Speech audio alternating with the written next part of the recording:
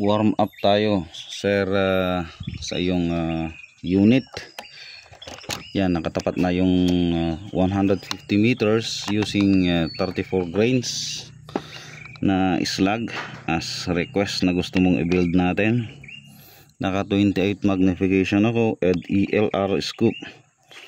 So warm up, tignan natin kung kumusta naman ang katama nito sa 150 meters. Observe nyo mga kaibigan yung kanyang plate. Mabigat po yung plate dyan ha. Try natin.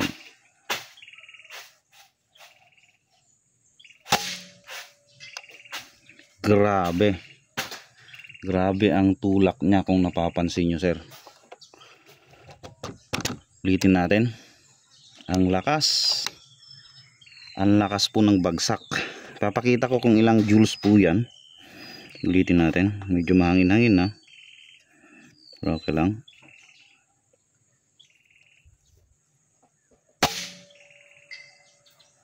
Medyo daplis pero tumama tayo. Magalaw yung shooter.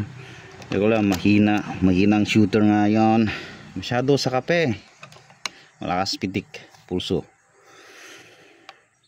Ulitin natin. Obserbahan nyo yung plate, kung gaano siya titilapon.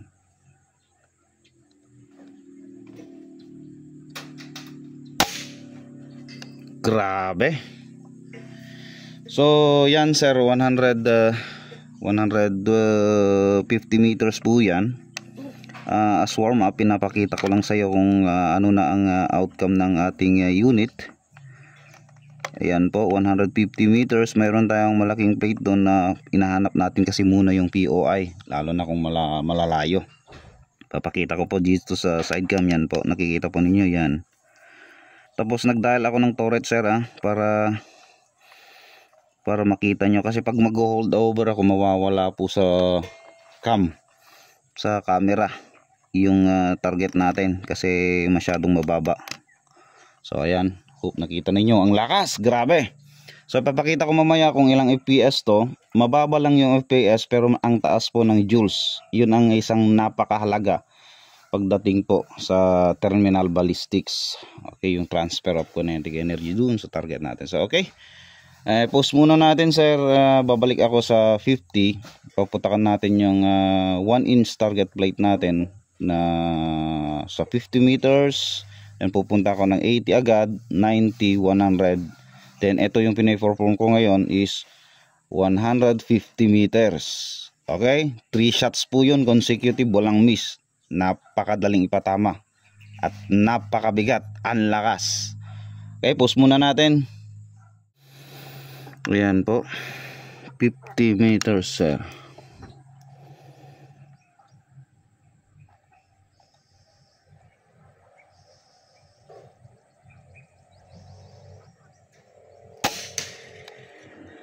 Sobrang lakas sir, grabe. Hindi ko alam kung ilang ikot. Hindi ko alam kung ilang ikot yun pero ang bilis.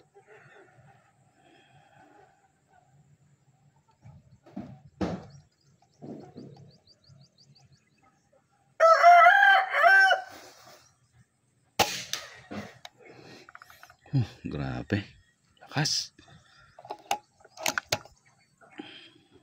Isa pa sir.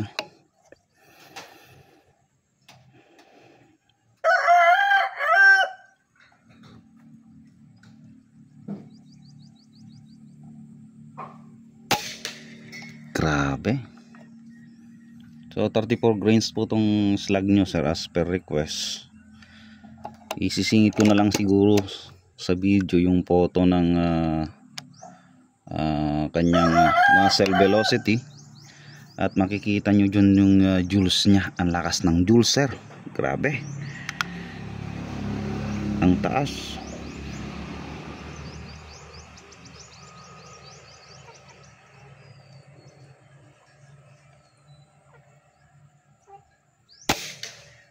Oh, ano naman yan. Isa pa.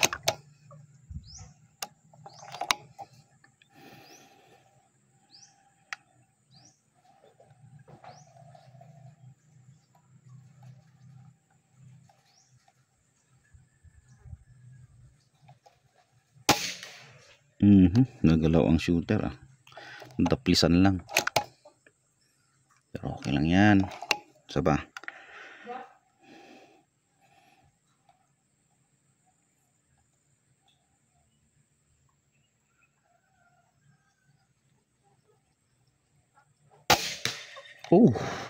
Grabe.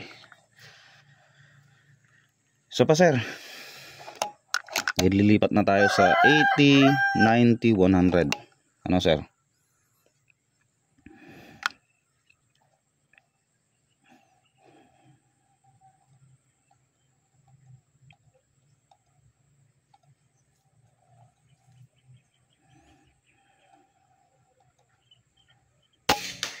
Grabe. Sobrang lakas sir. So punta tayo ng 80. Bale, ayun yung 80 natin. Ito. Tatas tayo ng konti. Pero magdadial tayo ng kanyang turrets.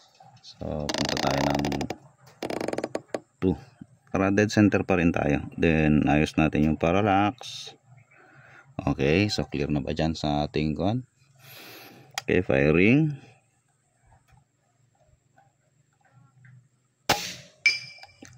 Grabe. Halos nabubuhat sir yung plate. Parang gustong mag 360 yung ikot. So, napakaganda, napakalakas ng bagsak. Mukhang magta 34 grains na rin ako sir ah. So isa pa bago tayo pupunta ng 90.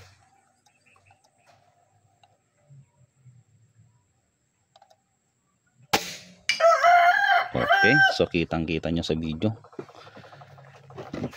Pupunta tayo sa 90. May flag po tayo sa 90. Yan, nakikita natin. Yan po. So magda-dial ulit tayo 90. Okay. Para halos dead center pa rin. Subukan nga natin tong 3.5 sa aking turret. Kung okay. Medyo mahangin. Sige lang. So, huwag tayong mag-compensate sa hangin. Try natin. Ang bigat ng 34. Lakas pa rin mga kaibigan. Magta 34 grains na rin ako. Gandang pang hunt mga kaibigan. Isa pa.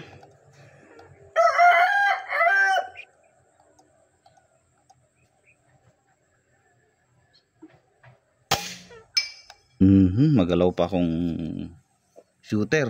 Pasmadong shooter mga kaibigan. Ano ba yan? So okay na yan. Punta tayo ng 100 meters. So dun tayo sa 100. Saan ka na? Ayun. Yun siya mga kaibigan. So magda-turret na naman tayo. Magda-dial na naman tayo ng turret. Subukan natin ng 4. Sige. Pagbigyan natin.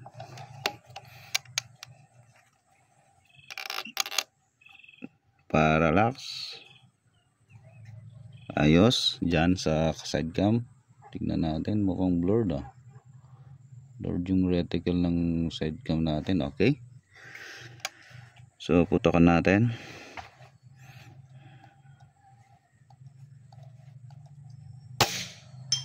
Hit pa rin. Ganda, lakas. Siguradong ititilapon yung tatamaan nito. Isa pa.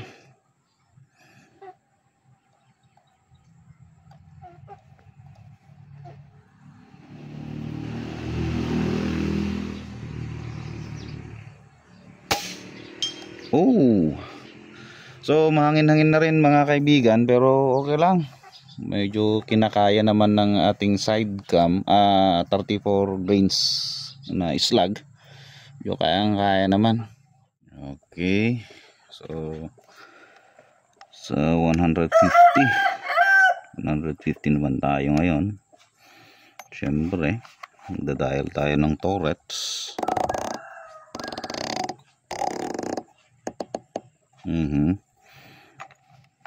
Saan ka na? Sige, ito. Okay, sige, maglo-load tayo. Tignan natin.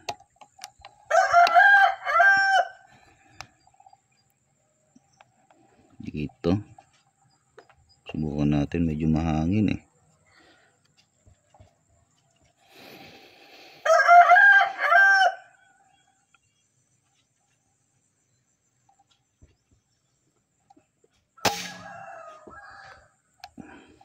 Oops, wala. Hanapin natin sa 120. Bukan natin dito.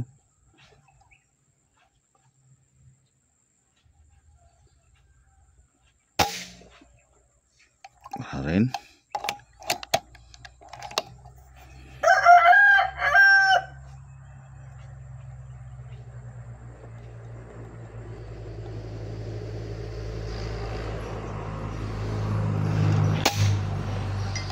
Ayun, hit. So nakita natin yung POI nya.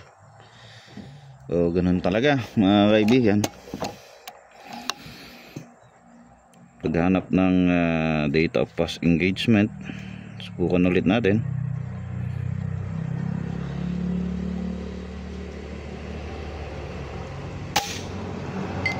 Okay, hit.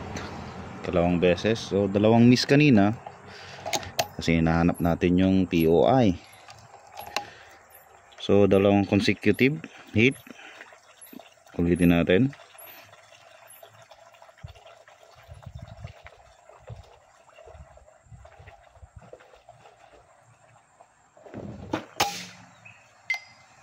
Hit ulit. Ikatlong hit po yun. Pansinin nyo, ang lakas po. Mabigat po actually yung plate na yan sa 150 meters. Pero grabe yung tulak niya. Firing.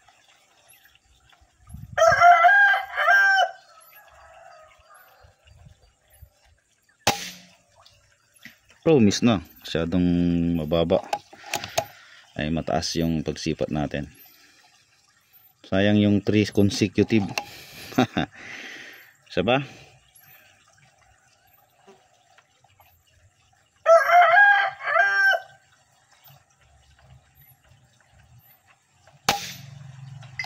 Okay, pasok ulit. Depende rin kasi. Kailangan natin i-consider lahat-lahat. Yung shooter, yung siyempre yung capability, yung maximum effective range din. Pwede natin kunin yan hanggang 300 yards. Depende kasi sa shooter talaga actually. Isa yung factors na nakaka-apekto. Sunod na yan yung mga environmental factors, yung sarili mong unit. Tulad nito, mahangin na.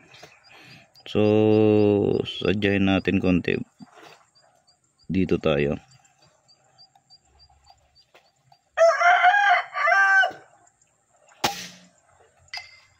Okay, hit pa rin. Siguro mapapansin nyo yung kung naririnig nyo dyan sa video. Ang lakas po ng bagsak mga kaibigan. Sobra. Abay, magta-34 grains na rin ako. Do masarap pumutok sa 34. Kaso mahal din ito mga kaibigan. So yung win value natin is nagiging right to left na. Doon naka-mirror po yung phone natin, yung side cam. Subukan natin ulit dito. Iba ang hangin dito sa akin, sa shooters, sa mid, at dun sa mismong target area natin, yung position nya.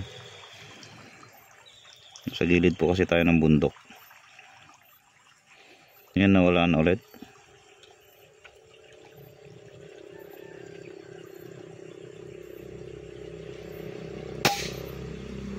Oh, miss na.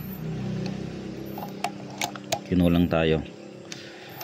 Papansinin niyo dun sa dulo, dito sa gitna. Saan yung flag natin? Yan. Flag natin dun. Flag natin sa 90. Yan. Plug natin dun sa 50. Kakaiba. Okay, firing.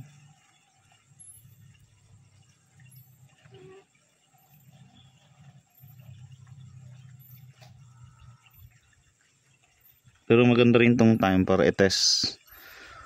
Para i-test yung gaano ba ka siya ka-wind resist ang 34 grains. Yan, patulak sa akin.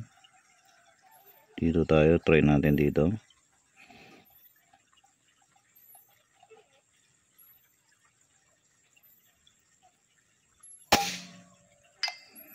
Okay, hit natin ulit.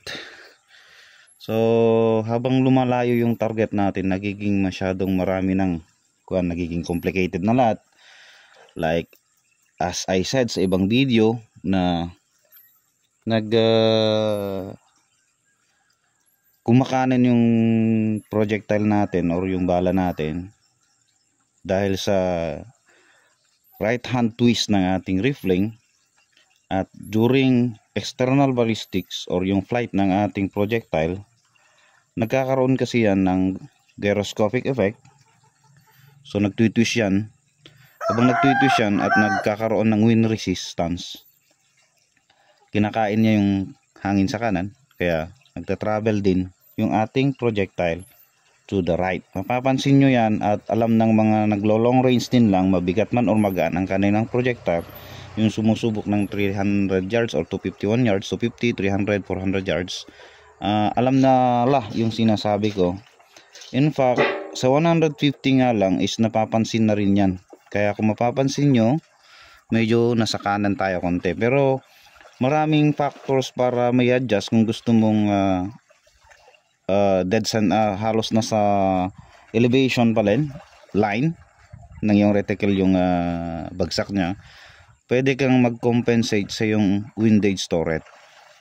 I mean, pwede kang mag-fine-tune ng iyong scoop pagdating sa long range. Iba kasi ang usapan pag long range, mostly kasi hindi yan nagkaka one hole, mga kaibigan. Hindi yan mostly nagwa one hole sa 25 meters. Sa 50 meters hindi rin. Minsan nga 1 inch lang talaga yung groupings niya, pero 1 inch sa 50 meters. Pero pag ihahagod mo yan from 50 hanggang 300 yards, nang ganda pa rin ng groupings niya. May mga ganyan pong klase. Tuning natin. I-one hole natin sa 25, i-one hole natin sa 50. Magugulat ka hanggang 50 ang kalat na ng patama mo doon. May mga ganun. Kasi nga napakalakas ng buga. From the starting point or from your starting ng external ballistics, yung muzzle yung muzzle mo paglabas ng projectile mo dyan is hindi stable actually yung flight agad ng iyong projectile, or yung kaya yung ginagawa natin, kumukuha tayo ng barrel na fast twist para may stable niya yung mabibigat na projectile paglabas ng muzzle. Marami pang kwentuhan about dyan, pero dahil nagtetest muna tayo, kunting hint lang, kunting pasada lang, kunting kwentuhan lang natin mga kaibigan. So ayan, natest na natin yung 150 meters. Yan sa ngayon ang pinakamalayong target natin, and hope masaya kayo. Si Sir Rafael, unit mo napakaganda, solid 34 grains po gamit natin na slug. Okay, so yung mga gustong mag-order ng slug, marami po tayo. Salamat sa maker, Sir Arnel Atlas. Ginawa tayong dealer na rin dito sa North, so Luzon tayo. So ito yung unit mo, Sir Rafael, ng La Union. Ay nako, titilapon mga target mo nito. Lakas. So yan po, Taurus, serial number 240030 Slugger. Samantalang ginamit ko tong DLR natin, sir, kasi ito kasi ang may side cam na scoop dito. Tapos hindi pa dumating yung scoop natin. So ginamitan ko ng 28 magnification para mas malawak yung field of view natin sa scoop. So ayan na nga sir, ito yung gamit natin. 34 grains. Mayroon pa tayong natitirang aftershots natin, mga 2.4 na tank fill. At naka-reg po yung unit ninyo, reg output ng 2.2. So ito po yung unit ninyo sir, abangan ninyo.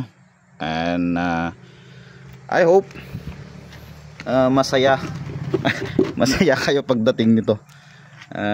Ako masaya na rin parang maggagawa na rin, gagamit na rin ako ng 34 grains slag. The heavier kasi ang ating projectile, nagiging less ang kanyang drift sa hangin or sa wind resistance. So ibig sabihin sa mga wind value left to right blah blah blah, nagiging mas matibay siya sa mga sa hangin, sa mahangin na sitwasyon or panahon, lalo na sa long range shooting. Okay, so yan po yung mga target natin. Nandun yung 150, nandun yung malaking plate purposely para hanapin yung POI. Nung nag-target tayo kanina, tinamad na akong ipatama dun sa 8 inches target plate. Renekta ko na sa 3.5 by 4 inches target plate yung ating patama. And ayun, with 2 miss, sunod-sunod na nakuha na natin yung kanyang POI, kaya lagi tayong tumatama. So consecutive hitting, depende na siguro sa iyo sir kung paano mo ito pag-aralan, lalong-lalo na pa sa pag-estimate or pag-calculate. Meron tayong mga formula sa wind value kung paano natin estimate, pero sa panahon ngayon, kasi mga oldies, mga natuturo sa atin during our training is maraming range card, maraming calculation. Ngayong panahon ngayon, high-tech na ang panahon. Mayroon na tayong range finder, mayroon na rin tayong mga Strelux application app or ballistic calculator. High-tech na ang panahon ngayon, hindi na tulad noon. Parang ina-apply pa rin natin hanggang ngayon kasi wala tayong pambili. Saka mas hindi ko maintindihan. Mas gusto ko yung ganito, may challenge, yung ikaw mismo magpupunta doon, ililipat ko yung board, yung 8 inches na yun, ililipat ko yan isa-isa, papatamaan ko, hanapin ko yung POI, balik ako rito. Ayan, para may exercise tayo. Pag nahanap ko sa 100, yung 100 meters, yan po. Pag nahanap ko dyan, ililipat ko na naman yung malaking board natin na yun, 8 inches target plate, ililipat ko naman sa 120 hanggang mapunta ko sa 150. Then lilipat na naman tayo doon, ang 300 yards natin nandun ang 300 yards natin, ililipat ko na naman doon. Then pabalik-balik tayo hanggang masatisfy tayo at mahanap natin yung magandang POI or magandang patama, or saan ang kanyang patama base sa hangin, and many more. So ayan, mahaba na yung video. Salamat Sir Rafael from La Union sa tiwala. So hintayin lang natin yung scoop. Gagawa ko ng data of past engagement mo para pagdating ng unit mo, fun and shoot na lang, literal na fun and shoot. Thank you sir.